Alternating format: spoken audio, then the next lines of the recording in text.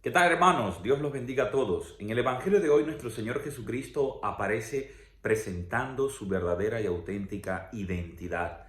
Ayer escuchábamos en el Evangelio de San Juan, en este capítulo 6, el momento en que Jesús da gracias al Padre, recibe de Dios estos panes y luego los inicia a distribuir después de dar gracias al Señor. Jesús recibe, Jesús da gracias, Jesús distribuye.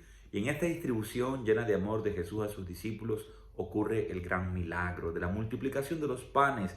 Significa que el milagro se da donde hay amor, se multiplica la comida, la bebida, el vestido y todo lo que el ser humano llega a necesitar. Jesús entonces en el Evangelio de ayer presenta su identidad. Él mismo es el pan que todo ser humano necesita recibir y a la vez nos propone convertirnos en pan de vida eterna y feliz para los demás. Que nuestros pensamientos, palabras y acciones se conviertan en alimento para otras personas. Nosotros tenemos necesidad no solo de una comida física, sí, claro, evidentemente debemos comer para sobrevivir, pero también vamos por la vida hambrientos de sueños, de deseos, de querer y ser queridos, de amar y ser amados, de escuchar y ser escuchados.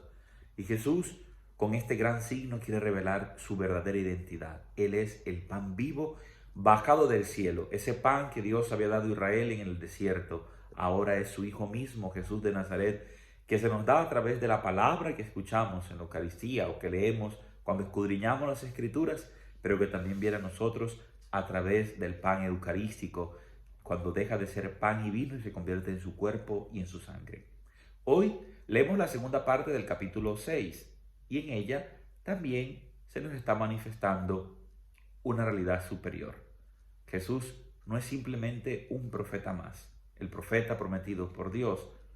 Él es ese gran profeta, no uno más. Él es el gran profeta que Dios había prometido desde el Antiguo Testamento al pueblo de Israel y a toda la humanidad. El Evangelio de hoy, a través del relato de Jesús caminando sobre las aguas y los discípulos llenos de miedo cuando intentan volver hacia Cafarnaúm en el lago de Tiberíades, nos está manifestando la identidad de Jesús. Así como en la primera parte nos dice que Jesús es el pan vivo, que Jesús es aquel que puede saciar el anhelo de felicidad del ser humano, ahora en la segunda parte del capítulo, de los versículos 16 al 21, nos quiere manifestar el evangelista la identidad de Jesús. ¿Quién es Jesús verdaderamente? Jesús es Dios mismo hecho hombre. Y lo va a hacer a través de diferentes signos y símbolos que se nos narran en el Evangelio de hoy. Les invito a leer el Evangelio, a meditarlo y a comprender. Quisiera resaltar tres aspectos de lo que sucede hoy en el Evangelio. Primero, nos dan un dato y es que es de noche, es oscuridad. La noche en el Evangelio de San Juan no solamente se refiere a una noche física, que pasó el día y llegó la noche. La noche es utilizada en lenguaje simbólico para hablar del poder de las tinieblas, el poder de la maldad, del pecado, lo oscuro, lo que hace que el hombre esté perdido, que el hombre pierda los horizontes de su vida, que no sea fácil caminar en la existencia, que el hombre pierda entonces el norte hacia donde quiere ir. Todo eso representa las tinieblas en el Evangelio de San Juan. Eso es lo primero. Lo segundo nos dice que los discípulos van hacia Cafarnaúm, pero Jesús camina contrario, o sea, Jesús camina sobre el lago de Tiberíades, dicho aquí en un lenguaje simbólico, el mar, pero en dirección contraria. Esto tiene un poder evocador grandísimo porque nos está diciendo el Evangelio que caminaban 25 estadios, que equivale aproximadamente a 5 kilómetros. El lago tendría aproximadamente unos 22 kilómetros de largo y unos 12 de ancho. Significa que ellos estaban justo en la mitad del lago. Y en esa mitad del lago viene el azote del viento, vienen las aguas embravecidas, es de noche, es una gran oscuridad para representar que ellos están en medio de una situación de dificultad, de sufrimiento, de perturbación, como nos puede suceder también a cualquiera de nosotros en un momento determinado de la vida. Y lo tercero que nos dice a nosotros es que ellos ven a Jesús caminando sobre las aguas en dirección contraria, mientras ellos van hacia Cafarnaúm.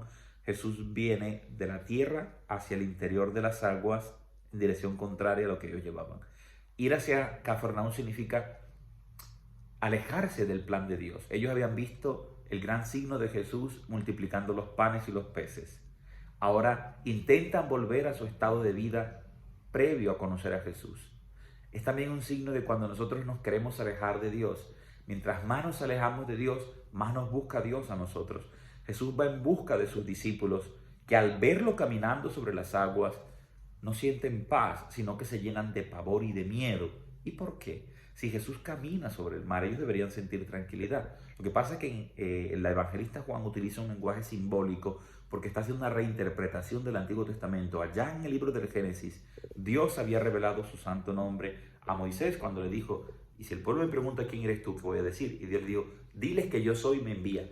Ese yo soy significa no solo el que da el ser, el que existe antes, durante y después, sino también yo soy el existente, no solo en cuanto a esencia, sino uno que es capaz de ponerse en relación con aquel que sufre, con aquel que padece. Es lo que realiza Dios al liberar al pueblo de Israel de la esclavitud de Egipto. Pues ahora Jesús, el evangelista Juan, pone en boca de Jesús precisamente las mismas palabras que Dios había usado para autorrevelarse, para darse a conocer a Moisés como un Dios que entra en relación con el que sufre, como un Dios que da coraje y valor a aquel que está viviendo la tristeza, como un Dios que invita a confiar, como un Dios que te dice: tranquilo, yo estoy contigo porque te amo, no te he abandonado. Y Jesús dice las mismas palabras, ego y mi, en el griego, que significa yo soy, no tengan más miedo. O sea, cálmense, que venga la paz, que venga la serenidad, porque aquí estoy yo, en medio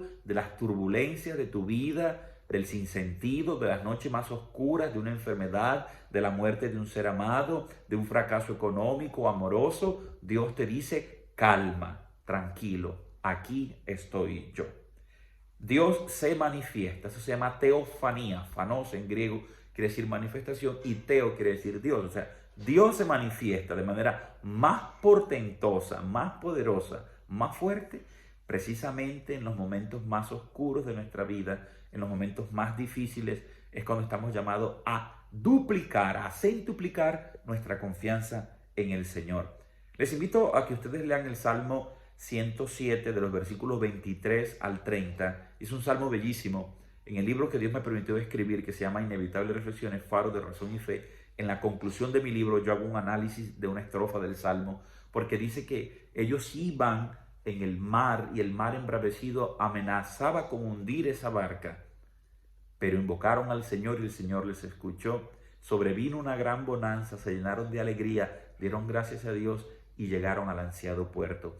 Todo ser humano tiene una meta, se plantea un objetivo en su vida, pero estoy seguro que la meta más alta que todo ser humano aspira no puede ser otra sino la felicidad.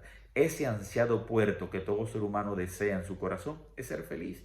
Dicho en palabras bíblicas, es el cielo, es la vida eterna, la vida plena de Dios en nosotros. Dios no es infeliz, Dios es feliz todo el tiempo, porque es gozo, porque es amor, porque es la dicha misma. ¿Qué significa esto, hermanos?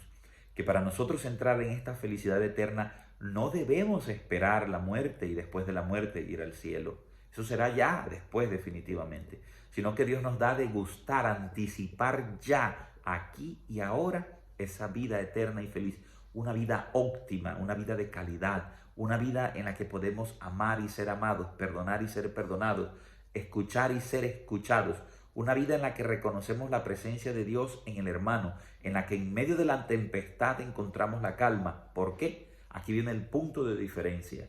La misma situación que están viviendo los apóstoles, también está viviendo Jesús, pero la actitud de Jesús es distinta, porque es que Él sí puede dominar el mal que está representado allí en el mar, porque Él sí tiene el control de todo, porque no es simplemente un hombre, es Dios hecho hombre, por amor a todo hombre, para que el hombre en Él encuentre la plenitud de su vida y pueda llegar a ese ansiado puerto de la felicidad. En primer momento se ve una ausencia y un silencio, casi un retardo del Señor, porque no aparece, no llega. Y de repente en eso que se ve como un retardo de Dios, como si Dios llegara tarde, no es así. Los tiempos de Dios son perfectos. Hemos utilizado esta frase casi como una frase de muletilla y frase de cajón, pero si meditáramos en esta realidad, cosmos, mundo, cronos, tiempo, y también existe una manera de hablar del tiempo de Dios. Eso es el tiempo cronológico normal, el Kairos, el tiempo de Dios, cuando Dios actúa, ni antes ni después, en el momento justo. Cuando ellos deciden, después de escuchar la voz de Jesús, que le dice, soy yo, no tengan más miedo, afirma el evangelista en el versículo 21, que ellos querían recibir a Jesús en la barca. Basta el querer, creer en Dios para que la situación de nuestra vida cambie. Basta querer comprender los planes de Dios en medio de una situación adversa, dura y oscura, para que todo se haga claro. Dice detalladamente el relator, el evangelista, que cuando ellos afirmaron eso, expresa él, querían recibir a Jesús en la barca, de repente ya están en la orilla. Y antes estaban a 5 kilómetros de la orilla. Esto significa que en nuestra vida basta querer recibir a Dios para que todo cambie, para que de las tinieblas pasemos a la luz, de la tristeza pasemos a la alegría y del luto pasemos a la danza, al gozo y a la dicha. Qué estupendo, hermano, qué maravilloso es la fuerza de la fe. ¿Quién puede recibir este pan? Que es la primera parte del capítulo 6 que estamos leyendo, los hombres de fe. ¿Quién puede recibir a Jesús en su barca? Quien tiene fe. El verbo griego que se utiliza es el verbo paralambano, que aparece también allá en el mismo prólogo de San Juan, en el versículo 12 del capítulo 1. Ahí dice que a cuantos le recibieron, les dio poder para ser hijos de Dios. ¿Quiénes recibieron? Al Logos, a la palabra eterna, al que vivía desde siempre junto al Padre, que ahora bajó, descendió desde el cielo para entrar en el encuentro de cada ser humano y acompañarle en todas las etapas de la vida, en la luz y en la oscuridad, en el gozo y en la tristeza, en la desesperación y en la esperanza. Dios siempre permanece con nosotros. Como dice mi gran amigo el padre Adrián Brito, el peor tiempo tuyo es el mejor tiempo para que Dios actúe. Y es cierto, amados hermanos, en esa tempestad de nuestra vida, en lo que no logramos entender, en las noches más oscuras y sin sentido y absurdas, Dios está allí, muy cerca de nosotros, susurra al oído y toca el corazón diciéndonos, soy yo, aquí en medio de las tinieblas, en medio de esta muerte, en medio de esta tristeza, aquí estoy yo, cree en mí, recíbeme. Paralambano. Ellos querían recibir a Jesús, que también tú y yo hoy queramos recibir a Dios todos los días de nuestra vida, en cualquier circunstancia. Que hoy recibamos a Jesús en la barca de nuestra existencia. Y entonces así llegaremos al ansiado puerto, al puerto de la paz, de la serenidad, de la tranquilidad, del gozo, de la dicha y de la esperanza y el amor.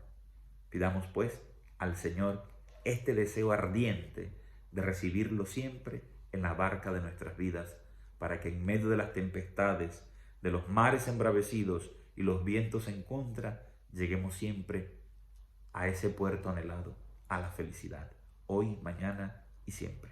Juanca Mendoza, con Cristo la vida es mucho más sabrosa. Ciao a tutti, arrivederci.